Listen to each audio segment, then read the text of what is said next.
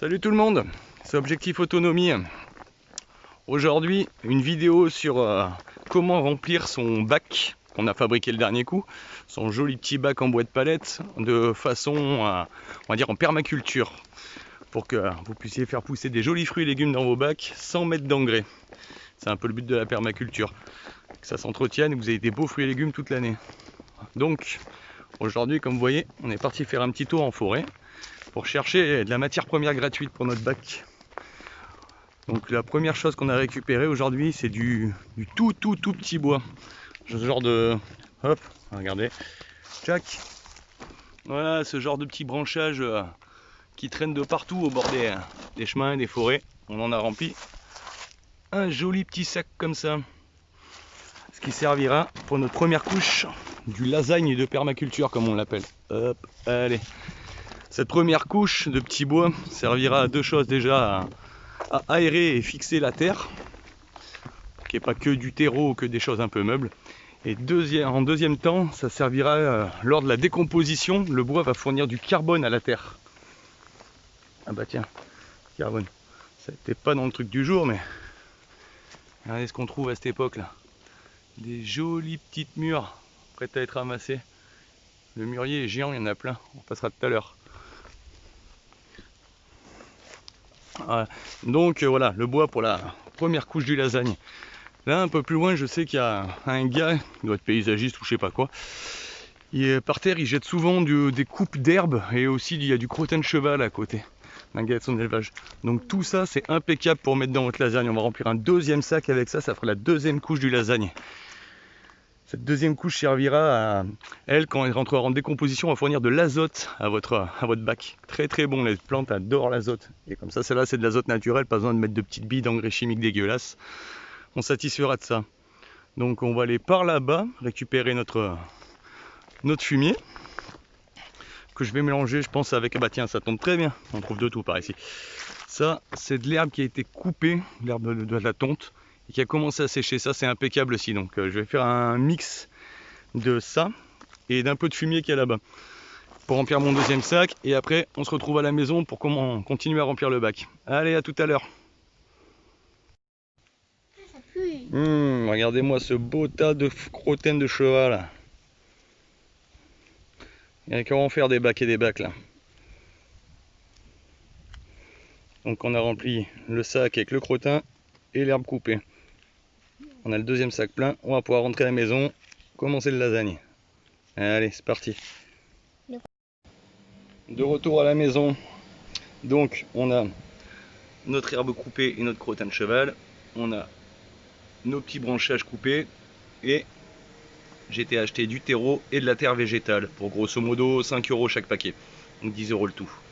Maintenant, on va continuer ce bac là, que j'avais commencé il y a quelques temps, et on va finir la dernière couche du lasagne. Allez, c'est parti. Donc là, pour continuer le lasagne, on va enchaîner sur la couche de petits bois.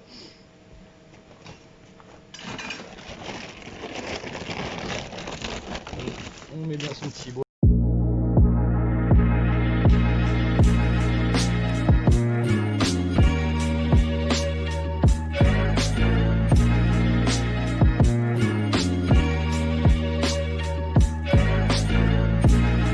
On enchaîne sur le crottin de cheval et l'herbe.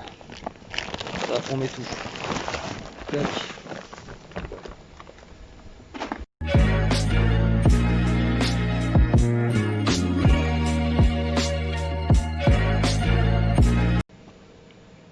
Maintenant, on va enchaîner sur un... J'avais déjà mis de la terre végétale dessous, je crois que je vais finir avec du terreau. On va finir avec du terreau.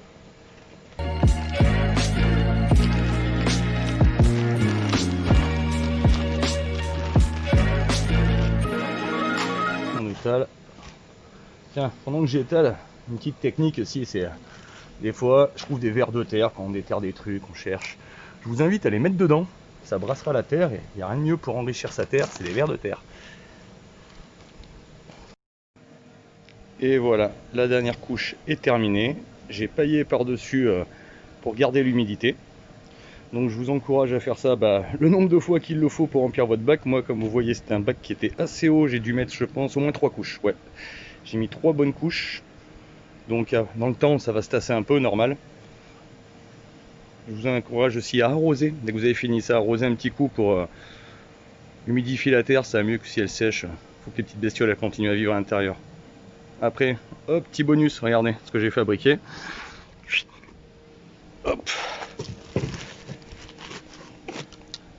Cette petite chose, j'avais taillé là, faut que je le tasse un peu, mais en fait, vu que j'habite dans un coin, il y a pas mal de chats. Les chats adorent le terreau pour aller faire caca, donc pour vos plantes, c'est pas terrible.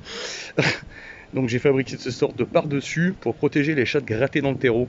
Après, vous pouvez même l'adapter en y creusant des petits trous dedans, comme pour mes courgettes là. Hop, comme ça, vous avez les courgettes, enfin votre plant, elles sont paillées, et vous êtes tranquille avec les chats. Par contre, je me suis fait embêter par... Je pense que c'est des limaces, alors on va prendre le truc des anciens, on va prendre des coquilles d'œufs, on va les broyer tout autour, et normalement ça empêche les limaces de venir parce qu'elles n'aiment pas quand ça pique avec les coquilles d'œufs. Voilà tout. Donc maintenant, vous savez comment faire un joli bac en permaculture. Celui-là, j'avais fait un test, j'avais commencé il y a un an et demi. Et au final, ça porte bien ses fruits. J'ai déjà fait 2 belles récoltes dessus. L'année dernière, j'ai mis des tomates cerises et je ne l'avais pas encore réenrichi. Car quand le bac commence la terre à baisser, je vous encourage à remettre soit du terreau s'il ne manque pas beaucoup, soit à refaire une couche carrément. C'est pas plus mal et attendre un peu que ça se tasse. Voilà tout. Allez, à bientôt pour la prochaine vidéo sur Objectif Autonomie.